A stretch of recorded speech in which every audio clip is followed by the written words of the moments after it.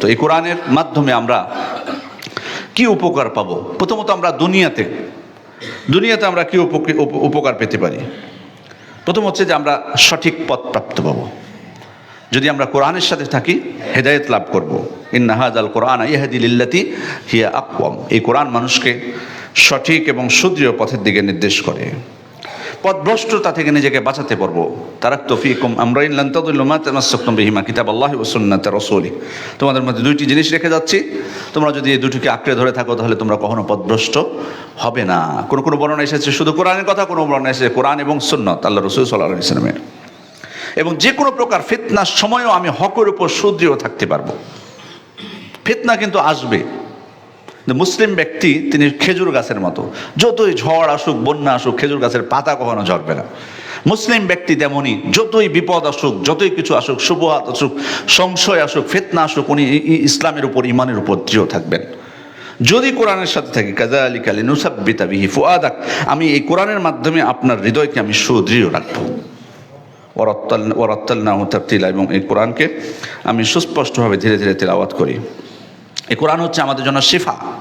আমরা তো সুস্থ থাকতে চাই, আমাদের অন্তরকে সুস্থ রাখতে চাই, আমাদের শরীরকেও সুস্থ রাখতে চাই।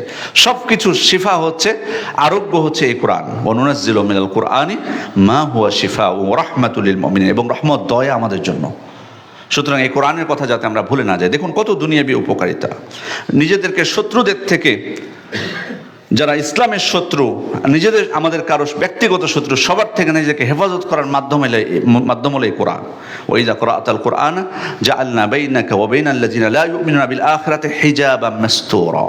যদি তুমি কোরআন তেলাওয়াত করো তাহলে তোমার এবং যারা আখিরাতের প্রতি ঈমান আনেনি তাদের মধ্যে আমি প্রচ্ছন্ন পর্দা দিয়ে দিই। তার মানে তোমাদেরকে রক্ষা করি, হেফাজত করি।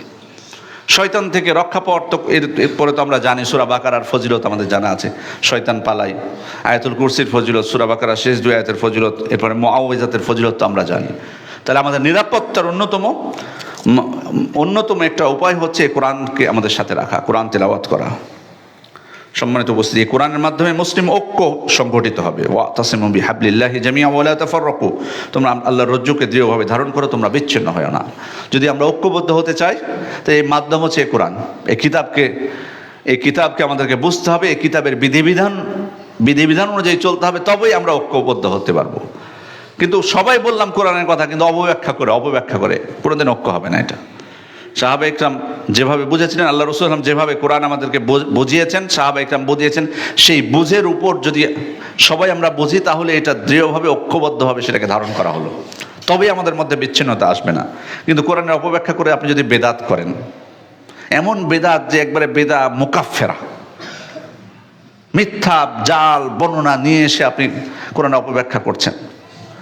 স্পষ্টভাবে নাজিল হয়েছে বলছেন লাইলাতুল কদরের রাত্রে, রমাদান মাসে, তারপর আপনি ব্যাখ্যা করে নিয়ে যাচ্ছেন সেটাকে শাবান মাসে। তো এই কোরআনের মাধ্যমে কিভাবে ঐক্য হবে? কিভাবে আমি আপনার সাথে ঐক্যবদ্ধ হব? যে কোরআনই একটা আয়াতের আরেকটা আয়াতের ব্যাখ্যা স্পষ্টভাবে করে দিয়েছে, রাসূল সাল্লাল্লাহু আলাইহি ওয়াসাল্লাম করে দিয়েছেন, সেখানে তো আপনাকে আসতে হবে। এই পথে তো আমাকে রাসূলের ব্যাখ্যা নিতে হবে, কোরআনের ব্যাখ্যা নিতে হবে, রাসূলের ব্যাখ্যা নিতে হবে, সাহাবা ইকরামের ব্যাখ্যা নিতে হবে, তবেই তো। আপনি যদি বানানো ব্যাখ্যা করেন তাহলে তো ঐক্য হবে না কখনোই, শুধু মুখেই হবে, এটা বলা হবে। এই কোরআনের মাধ্যমে আল্লাহ তাআলা মর্যাদা বৃদ্ধি করবেন। ইন্নাল্লাহা ইয়ারফাউ বিহাযাল কিতাব আকওয়ামান ওয়া ইয়াদাউ বিহি আখারিন। এই কিতাবের মাধ্যমে আল্লাহ একটা সম্প্রদায়ের সম্মানকে বৃদ্ধি করে দেন এবং আরেকটাকে অসম্মানিত করেন, মানে যারা কোরআনকে ধারণ করবে না তাদেরকে। সম্মান যদি আমরা নিজেদের বৃদ্ধি করতে চাই তাহলে এই কোরআনকে ধারণ করতে হবে। আমরা এই কোরআন থেকে দূরে সরার কারণে আমাদের কিন্তু এই যে মুসলিমদের আজকে আমাদের এই দুরবস্থার কারণ হচ্ছে এটা। যদি দৃঢ়ভাবে আঁকড়ে ধরে থাকতে পারতাম তাহলে এই লাঞ্ছনা আমাদের মধ্যে আসতো না আমাদের উপর। ওয়া ইন্নাহু লাযিকরুন লাকা ওয়া লিকওমিক, আল্লাহ তাআলা বলছেন এই কোরআন আপনার এবং আপনার সম্প্রদায়ের জন্য মহা সম্মান এবং সুখ্যাতির কারণ। যদি এটাকে আঁকড়ে ধরি, শুধু আমার বাড়িতে রাখলাম এক ডজন কোরআন নিয়ে এসে, লাভ হবে না। এটা সম্মান আর সুখ্যাতির কারণ হবে না। আল্লাহ তাআলা যেহেতু বলেছেন যে সম্মান এবং সুখ্যাতির কারণ, অবশ্যই এটা সুখ্যাতির কারণ, কিন্তু যদি আমরা যেভাবে আঁকড়ে ধরতে বলা হয়েছে সেভাবে আঁকড়ে ধরি।